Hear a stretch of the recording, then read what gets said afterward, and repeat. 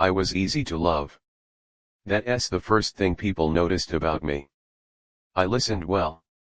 I remembered details. I adapted quickly. I didn't demand much. I laughed at the right moments and softened my edges before they could bother anyone. Being around me felt comfortable, uncomplicated, safe. People told me that often.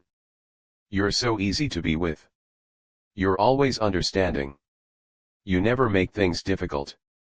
I accepted those words as compliments. I didn't realize they were also instructions. Over time, I learned what parts of me were welcomed and which ones created friction.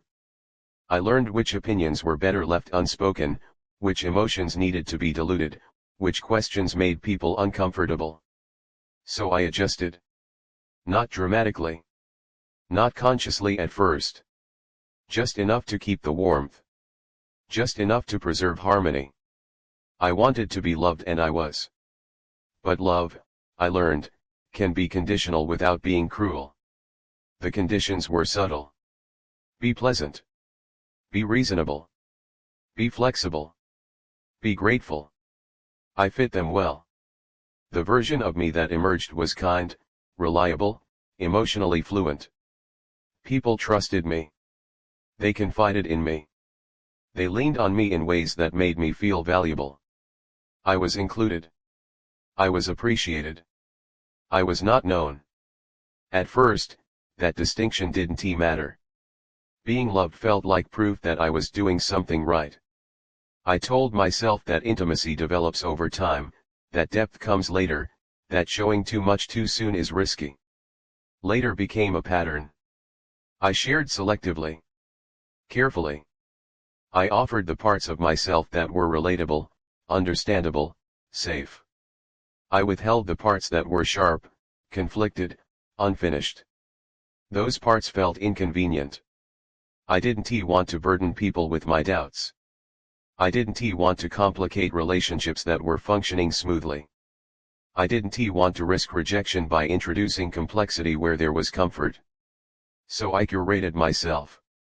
Not as a lie but as an edit. The edit worked. People loved the version of me they saw. They described me in ways that were flattering and accurate but incomplete.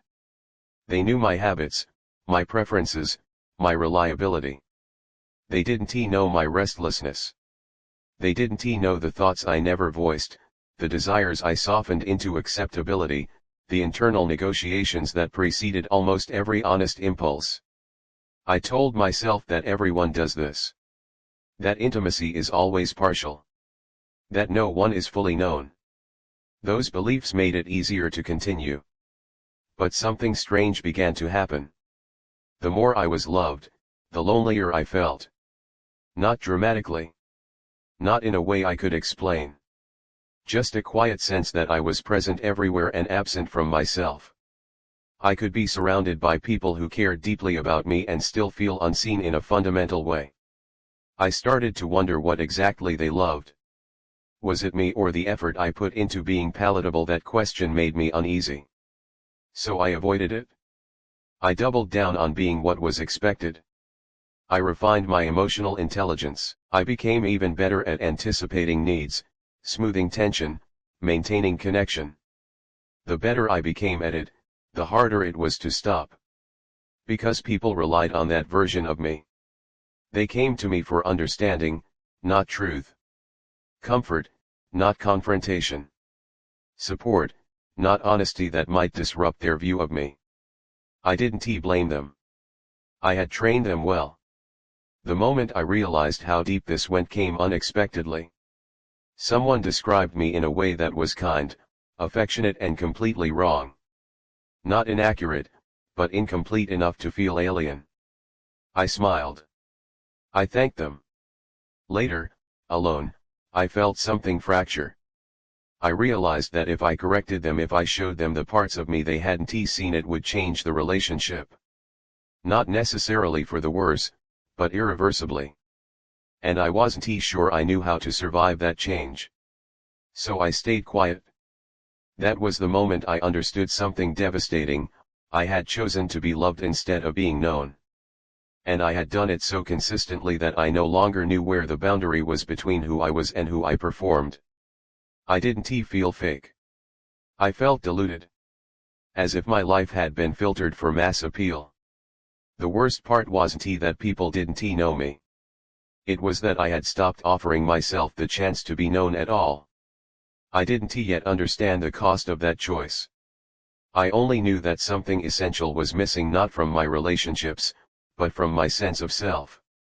And love, no matter how abundant, couldn't fill that absence. Once I noticed the gap between being loved and being known, I couldn't unsee it. Every interaction began to carry a second layer, not what was happening, but what wasn't. I listened to people respond to me, react to me, rely on me, and I started tracking how little of myself was actually involved in those moments. I was present, attentive, engaged, and still concealed. It wasn't that I was lying. I was omitting. And omission, repeated often enough, becomes architecture. I realized how carefully my relationships were built around predictability. People knew how I would respond. They trusted my steadiness.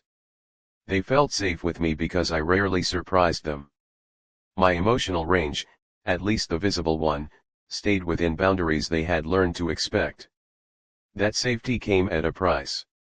Whenever I felt an impulse to say something unpolished, a thought that wasn't kind, or certain, or agreeable, I paused. I weighed it against the potential cost. Would this make things awkward? Would it shift how they saw me? Would it introduce tension where there had been none? Most of the time, the answer was yes. So I swallowed it. I told myself I was being considerate. That honesty isn't always necessary. That relationships survive because people choose their words carefully. All of that is true to a point. I had crossed that point without realizing it. I had begun to treat my inner life as something that needed constant moderation before it could be shared. I filtered not only pain, but curiosity. Not only anger, but desire. Anything that might complicate the image people had of me stayed inside. The result was subtle but devastating. I started to feel like a guest in my own relationships. Welcome. Appreciated. Replaceable. The more people loved me, the more pressure I felt to maintain the version of me they loved. I felt responsible for their comfort. For their sense of stability. For the emotional equilibrium of rooms I walked into. That responsibility was never assigned to me. I accepted it willingly. I noticed how often I anticipated disappointment before it happened. How I reshaped myself preemptively to avoid it. How much energy went into staying aligned with expectations that were never explicitly stated. Love, in that form, became a performance. A gentle one. A convincing one. But still a performance. I started to resent myself for it and then resent others for loving what I showed them. That resentment had nowhere to go. It couldn't be expressed without breaking the illusion, and breaking the illusion felt dangerous. So it turned inward. I felt increasingly disconnected from my own reactions. I couldn't tell if I was responding authentically or reflexively. The line blurred. I began to question whether I even knew what I felt before adjusting it for external consumption. That scared me. Because identity isn't just who you are alone. It's who you become when someone else is watching. And I wasn't sure who that was anymore. I considered telling someone the truth, not a dramatic truth, just a fuller one. Letting a thought land without cushioning it. Letting an emotion exist without translating it into something more acceptable. The idea made my chest tighten. I imagined the moment, the pause afterward, the recalibration, the subtle shift in how they would look at me. I imagined losing the ease I had worked so hard to preserve. And I realized something painful. I didn't trust love that required adjustment. But I also didn't trust myself enough to risk losing it. So I stayed in between. I lived in a constant state of emotional compromise, not enough truth to be known, not enough concealment to feel peaceful. I told myself this was adulthood. That depth is overrated. That connection doesn't require full transparency. But at night, alone, the absence became louder. I wasn't missing people. I was missing myself in their presence. I understood then that being loved for a version of yourself you curate is not intimacy, it's endorsement.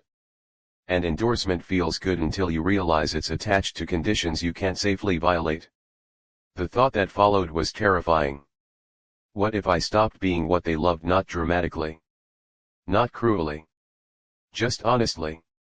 Would anything remain? That question sat with me longer than I wanted it to, because it forced me to consider whether my relationships were resilient enough to survive my full presence or whether they were built entirely around my absence of friction. I didn't know the answer. What I did know was this: if I continued like this, I would be surrounded by love and starved of recognition. I would be valued for my emotional labor and unknown in my emotional truth.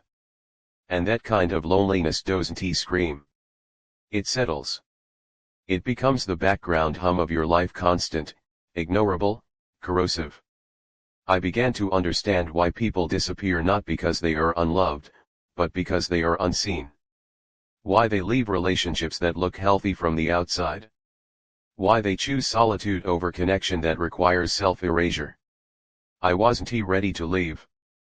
But I was no longer comfortable staying. The awareness changed something irreversible. Once you realize you are loved but not known, you can't go back to enjoying that love innocently.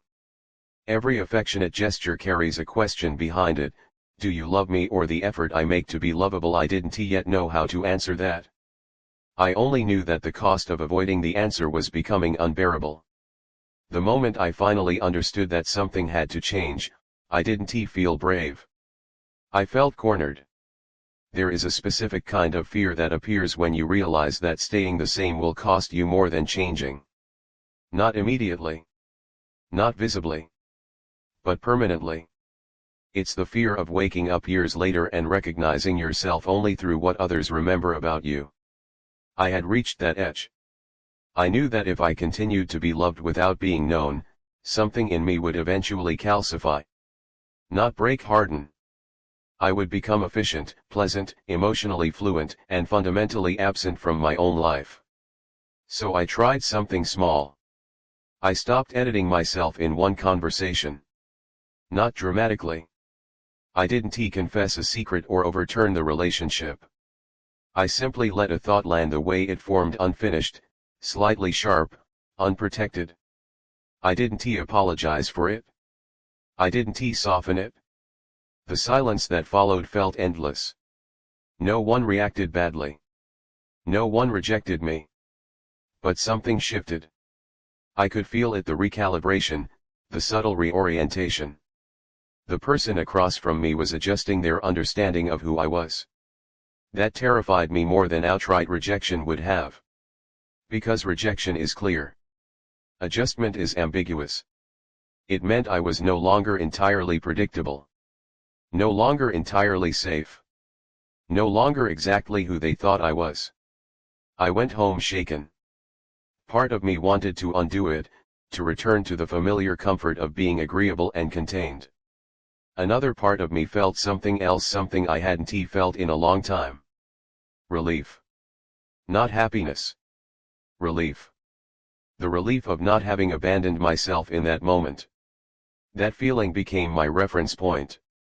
I started noticing how often I still wanted to retreat into old habits, how reflexively I shaped myself to preserve harmony. The difference now was that I could feel the cost immediately. Every time I chose comfort over honesty, something tightened inside me. So I began to choose differently, carefully, inconsistently, imperfectly. I didn't suddenly become outspoken or uncompromising. I didn't turn every relationship into a battleground for authenticity. I simply stopped hiding the parts of me that mattered most. And yes, some relationships changed. A few became quieter. A few grew awkward.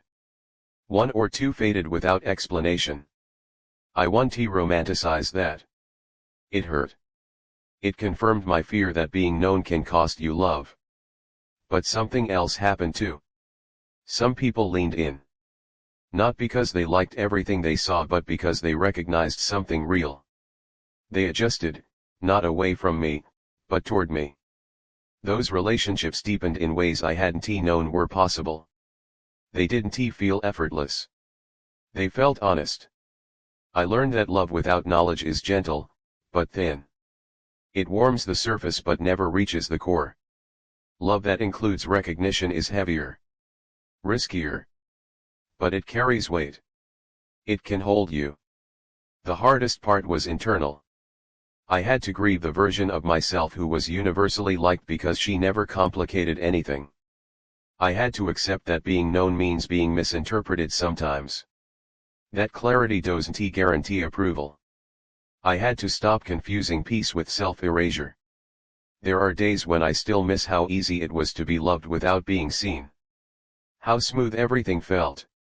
How little resistance I encountered. That ease was real and it cost me something real too. Now, my life has more friction. More pauses. More conversations that don't resolve neatly. More moments where I have to tolerate being misunderstood. But I recognize myself in those moments. I hear my voice before I adjust it. I feel my reactions before I manage them. I exist without constantly monitoring how I am being received. And that has changed everything. If you're listening to this and you are loved, supported, appreciated but feel strangely absent in your own life, I want you to consider this carefully. Being loved is not the same as being known. And being known requires you to risk the love that depends on you staying small, soft, and agreeable. Not everyone will stay. But the ones who do will know who they are loving. And more importantly, so will you. I chose a life where people loved me but didn't know me. It kept me safe. It almost erased me. Choosing to be known didn't make my life louder or easier. It made it mine. And after everything, that feels like the truest form of intimacy I have ever known.